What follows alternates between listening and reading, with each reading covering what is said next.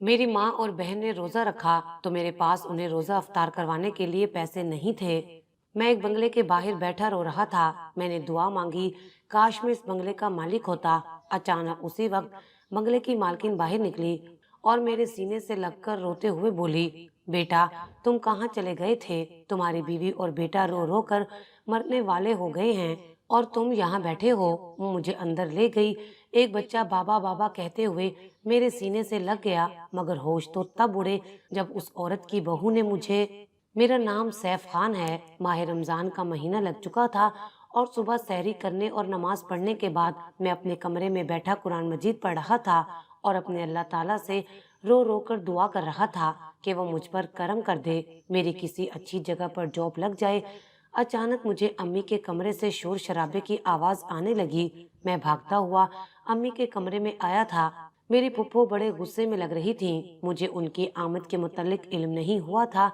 मैं चुपचाप जाकर उनके पास खड़ा हो गया था और सारा माजरा समझने की कोशिश करने लगा था। फुप्पो ने अपनी बंद मुट्ठी खोली और मंगनी की अंगूठी उठाकर मेज पर पटक दी थी। वो कहने लगी, ये संभालो अपनी अंगूठी, मैंने अपने बेटे का रिश्ता इस घर में नहीं करना है। 2 साल का अरसा बहुत ज्यादा होता है। मैंने तुम लोगों को 2 साल दिए कि इस बच्ची का जहेज बना लो, मगर तुम अभी तक कुछ नहीं बना सके। मेरे बेटे के लिए बहुत अच्छे अच्छे रिश्ते मौजूद हैं। मैं हाथ जोड़कर माजरत करती हूँ, आप अपनी बेटी का ये रिश्ता खत्म ही समझे। अम्मी ने पुप्पो के सामने हाथ जोड़ दिए और बोली, बहन, इतना जुल्म मत करना, अपने मरहूम भाई की ही लाज रख लो। वो बहुत खुश था कि चलो मेरी एक बेटी मेरी बहन के घर जाएगी। अगर आपने ये रिश्ता तोड़ दिया तो जावेद की रूह कब्र में तड़प जाएगी। फुप्पो कहने लगी, बस बस रहने दो, ये जो 2 साल मैंने तुम लोगों को दिए थे, ये अपने मरहूम भाई का ख्याल करके ही दिए थे। मेरी अम्मी फूट फूट कर रो रही थी, जबकि फुप्पो हमें गुर्बत के ताने देते हुए वापस चली गई थी। फुप्पो के जाने के बाद हमारे घर में बड़ा कोहराम मचा था। अम्मी मेरी बहन समीना के गले लगकर फूट फूट कर ऐसे रो रही थी कि खुदा न खास्ता किसी की मौत वाक़ई हो गई हो। मैंने अम्मी से कहा कि क्या हो गया है आपको, हौसला करें, आप तो समीना का भी दिल छोटा कर रही हैं। तब मेरी बहन ने अपने आंसू पोंछ डाले थे। फिर मेरी तरफ देखकर कहने लगी, भाई फुप्पो ठीक ही कह रही थी, जिनके भाई आप जैसे हों उन लड़कियों की मंगनियां ऐसे ही टूट जाती हैं। भाई 2 साल में तो लोग महल खड़े कर लेते हैं और आप मेरे लिए कुछ भी ना जोड़ पाए। मुझे फुप्पो से कोई गिला नहीं है, भाई शिकवा तो मुझे आपसे है। अपनी बहन की बातें सुनकर मेरा दिल टूट गया था। मैं चुपचाप घर से निकल गया था। अब्बू की मौत के बाद से जो अब तक खुद को मजबूत किए हुए था, आज टूटकर बिखर गया था। मेरी आंखों से आंसू बहने लगे थे।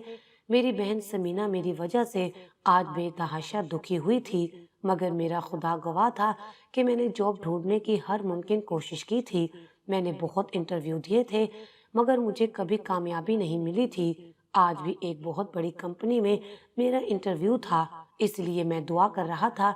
मैंने सोचा कि मैं अपनी जिस बहन का घर बसाने के लिए जॉब करना चाहता था, वो तो बसने से पहले ही उजड़ गया था। इसलिए मैंने इंटरव्यू देने का इरादा तर्क कर दिया था। मैंने सोच लिया था कि अब मैं चाचा नजीर की दुकान पर ही सारी जिंदगी मुलाजमत करता रहूंगा। मैं घर का खर्च चलाने के लिए मोहल्ले की एक दुकान में मुलाजमत करता था।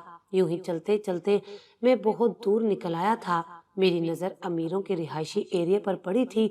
मैं एक सफेद बंगले के पास जाकर बैठ गया था और दिल में सोच रहा था कि ये अमीर लोग भी तो हमारे जैसे इंसान ही होते हैं।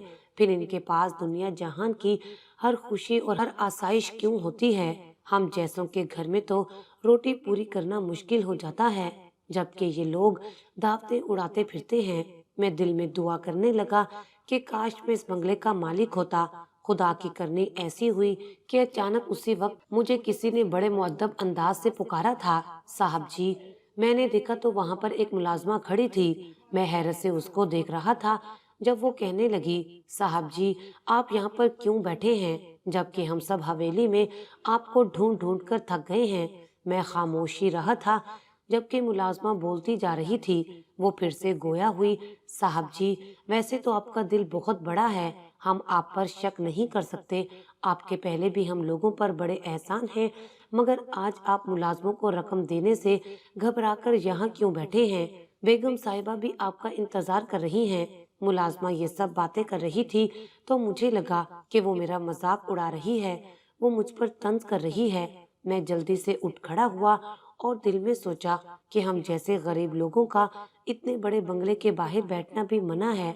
मैं सड़क की तरफ बढ़ने लगा तो वो मुलाजमा जल्दी से भागकर मेरे सामने आकर खड़ी हो गई और बोली, क्या हो गया है आपको?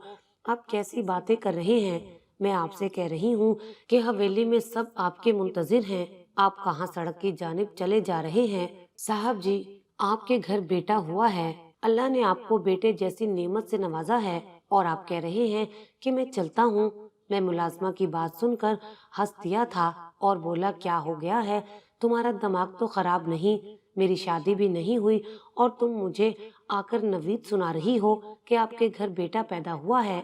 मुलाजमा कहने लगी, इसमें मजाक वाली क्या बात है? मजाक तो आप कर रहे हैं। आप मेरे साथ बंगले में चलते क्यों नहीं हैं? बेगम साहिबा आपकी मुंतजिर हैं और अगर आपने थोड़ी देर और कर दी तो वो आपसे नाराज हो जाएंगी। आपको पता है, आपने बेगम साहिबा को सारी जिंदगी इतना प्यार दिया है कि वो आपकी जरा सी भी बेरुखी बर्दाश्त नहीं कर सकती।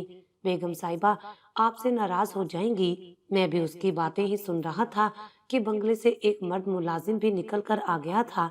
वो कहने लगा, साहब जी, आप यहाँ पर क्यों खड़े हैं? हम सब आपके मुंतजिर हैं।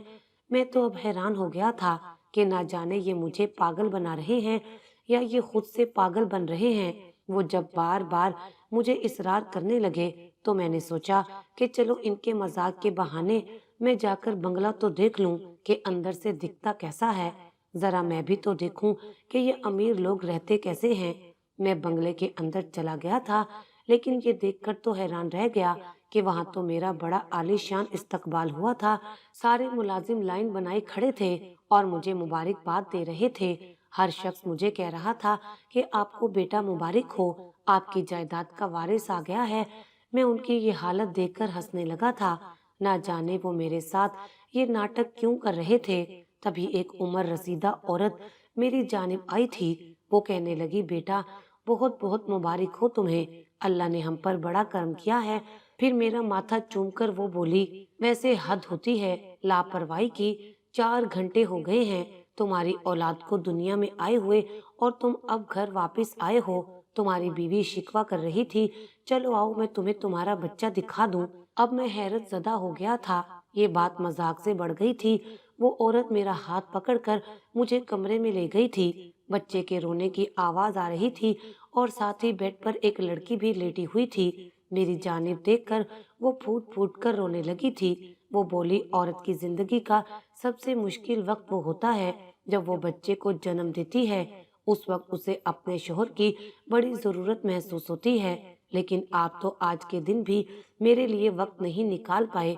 आपने तो आज भी मुझे अपने घर वालों के सपुर्द कर दिया था।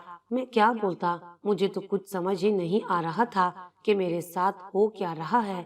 लेकिन अचानक ही मेरी नजर दीवार पर लगी एक तस्वीर पर पड़ी थी। उस वक्त मुझे ऐसा लगा था जैसे अभी मेरा दिल फट जाएगा, क्योंकि वहाँ किसी और की नहीं बल्कि मेरी तस्वीर थी। मैं चलता हुआ उसके पास चला गया था और मुझे सारा माजरा समझने में बड़ी देर लग गई थी। ये बंगला, ये शानो शौकत, ये सब उसी की है। मैंने सोचा कि मैं सारा सच इन लोगों को बताकर वापस चला जाता हूँ कि मैं उनका बेटा नहीं हूँ।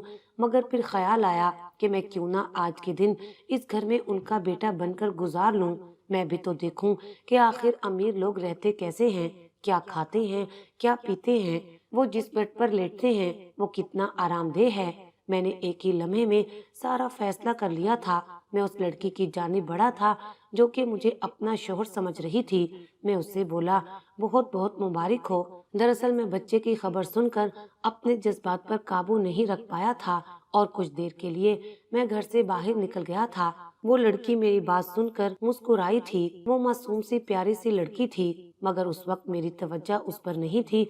मैं तो अपनी जिंदगी का ये एक दिन खूब एंजॉय करना चाहता था। मैंने सोच लिया था कि जब इनका बेटा वापस आएगा तो उससे माजरत कर लूंगा और उसको बता दूंगा कि मुझे तो तुम्हारे घर वाले जबरदस्ती अपने घर ले आए थे।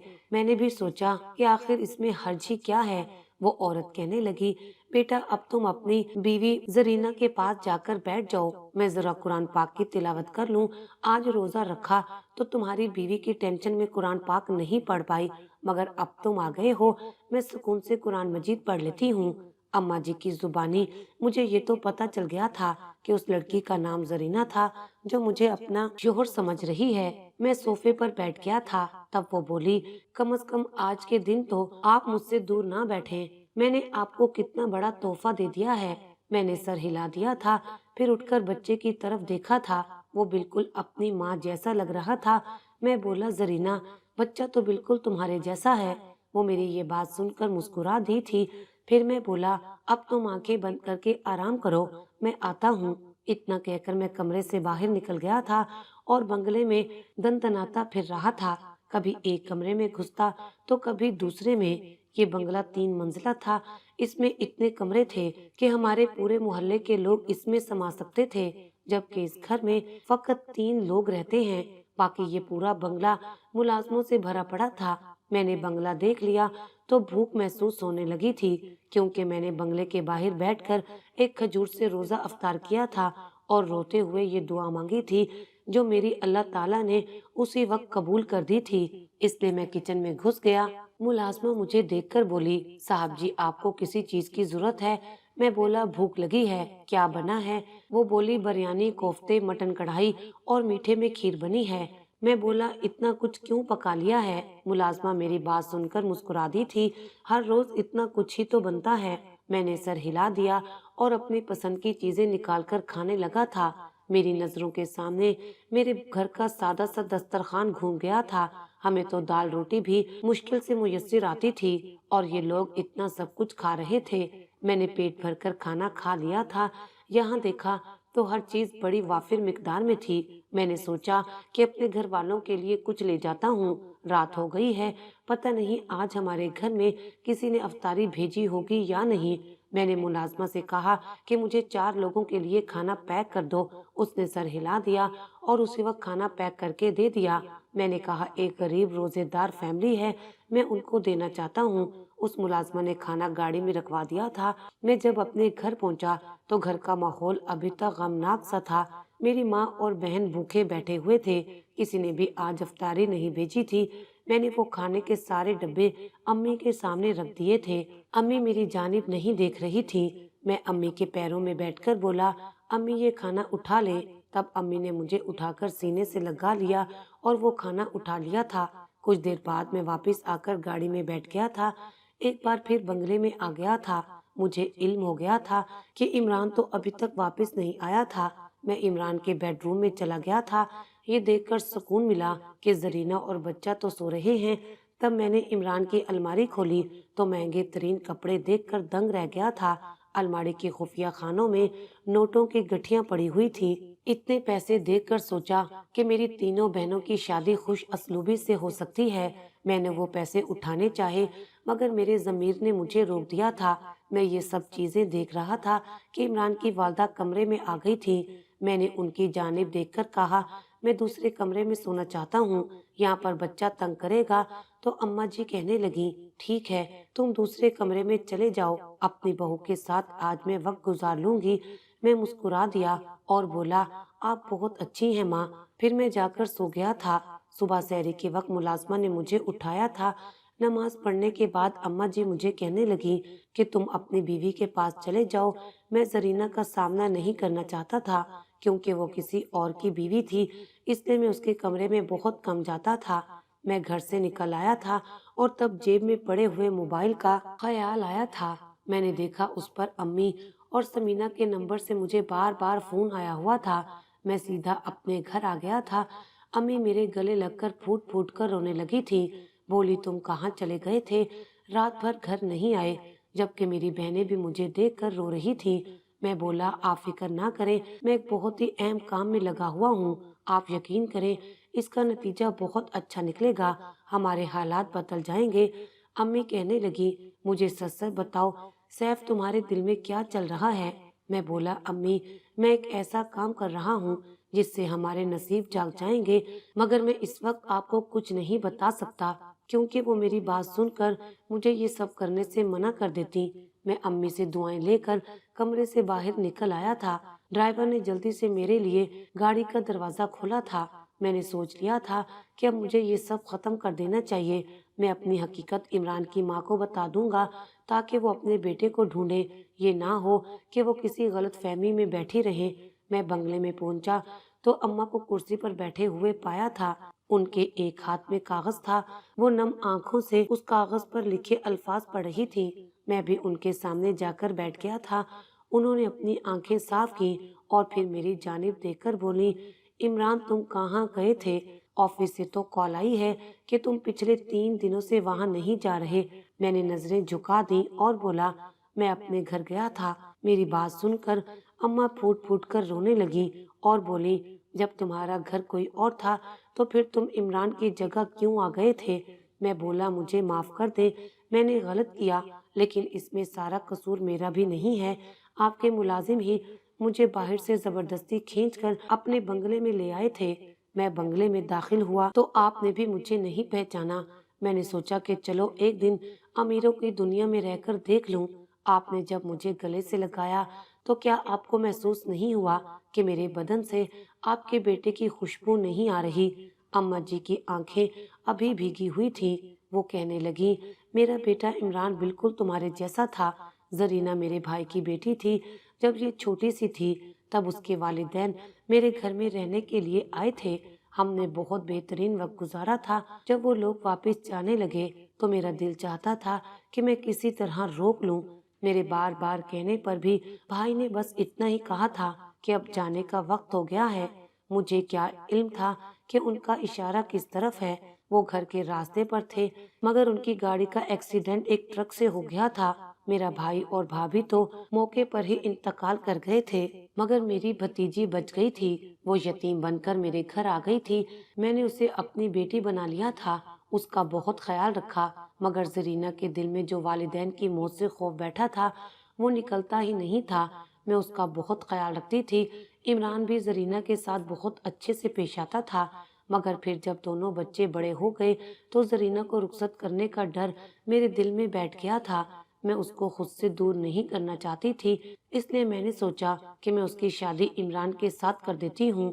मैंने इमरान से कहा कि तुम जरीना से शादी कर लो, तो वो बोला कि ऐसा नामुमकिन है, वो मेरी बहनों जैसी है। मैं बोली, मगर वो तुम्हारी बहन नहीं है। मैंने जबरदस्ती ही इमरान की शादी जरीना से कर दी थी। मुझे लगा था कि वक्त के साथ साथ दोनों बच्चे आपस में घुल मिल जाएंगे, मगर ऐसा हुआ नहीं। इमरान एक दिन मेरे पास आया और बोला कि अम्मी, मैं जरीना को तलाक देना चाहता हूँ। मैं ये बात सुनकर बड़ी परेशान हो गई थी। मुझे ऐसा लगा था कि अब तो मैं सांस भी नहीं ले पाऊंगी। मैं इमरान के सामने रोती रही, मगर वो बोला, अम्मी, पहले भी आपकी ब्लैकमेलिंग में मैं आ गया था। अब चाहे आप मेरे सामने जितने मर्जी आंसू बहा ले, मैं आपकी बातों में नहीं आऊंगा। मैं जरीना को छोड़ने का इरादा कर चुका हूँ। मैं अपनी मर्जी से शादी करना चाहता हूँ। मैं चुप करके अपने कमरे में चली गई थी।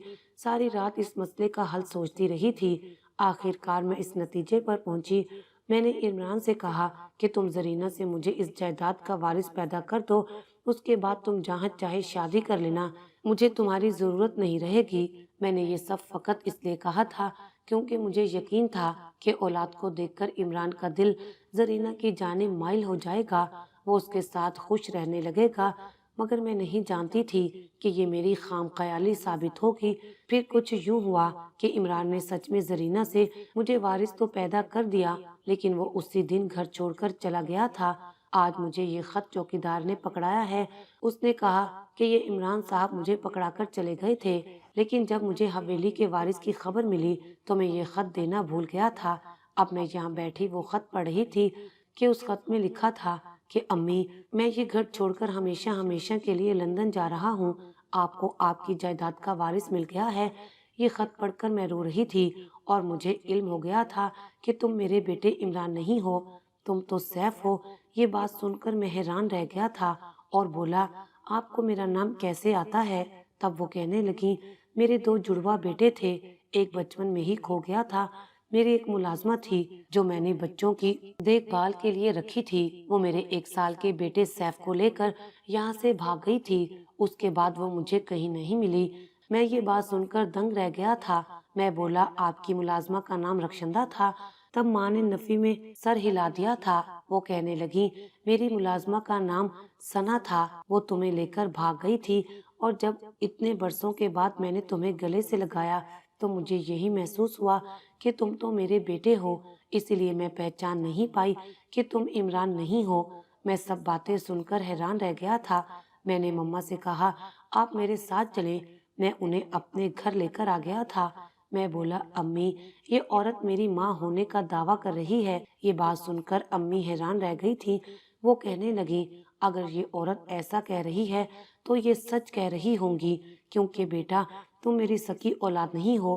ہمارے محلے میں ایک عورت ثنا رہنے کے لیے آئی تھی، تم اس کی اولاد ہو، لیکن وہ تو اس محلے میں آنے کے فقط 4 ماہ بعد ہی انتقال کر گئی تھی، اور تمہاری ذمہ داری مجھے سونپ گئی تھی۔ تب میں نے تمہیں اپنی اولاد کی طرح پالا ہے۔ یہ سب باتیں سن کر میں حیران رہ گیا تھا۔ ماما نے میرے سامنے ہاتھ جوڑ دیے اور کہا کہ تم میرے ساتھ میرے گھر چلو۔ میں بولا میں اپنی جوان بہنوں کو چھوڑ کر نہیں جا سکتا۔ تبھی ماما کے موبائل پر عمران کی کال آ گئی تھی۔ وہ کہنے لگا مما آپ مجھے معاف کر دیں، میں زرینہ کے ساتھ نہیں رہ سکتا تھا، اس لیے میں اپنی پسند کی لڑکی سے شادی کر کے لندن آ گیا ہوں۔